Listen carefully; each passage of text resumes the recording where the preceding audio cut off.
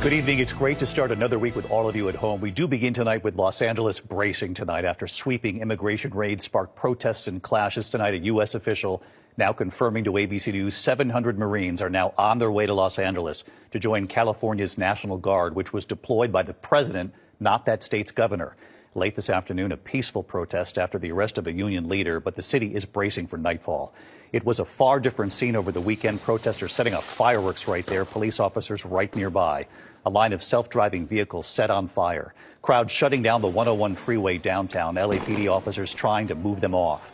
The moment a U.S.-based correspondent from Australia reporting on the protests, you can see there she's hit by an officer's rubber bullet. President Trump going over the governor's head, sending the state's National Guard to the scene, and tonight he's now sending hundreds of these U.S. Marines. Our chief national correspondent, Matt Gutman, leading us off tonight on the scene in Los Angeles. Matt is one-on-one with Border Czar Tom Homan tonight. Tonight, 700 Marines are on their way to the streets of Los Angeles to assist the National Guard and law enforcement tamp down violent clashes with protesters angry over the Trump administration's immigration policies and arrests. Over the past 72 hours, pockets of LA descending into chaos.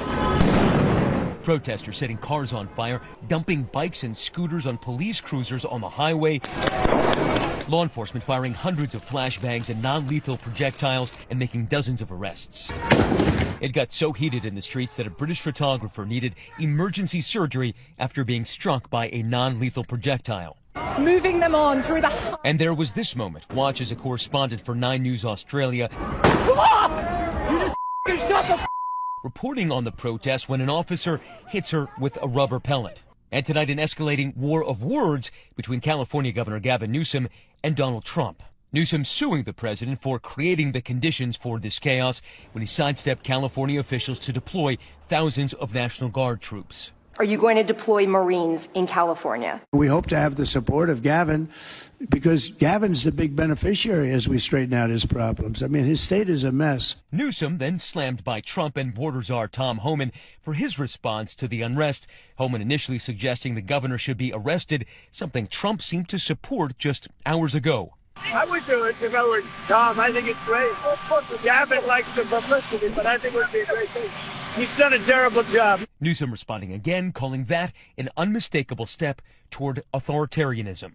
I asked Homan about that. If Gavin Newsom crosses whatever threshold it is and violates the law, do you have the authority to arrest him or Mayor Karen Bass? You know, if he broke the laws like any other U.S. citizen, we'll ask the Attorney General to investigate, and they'll prosecute. Tom Homan's not going to prosecute.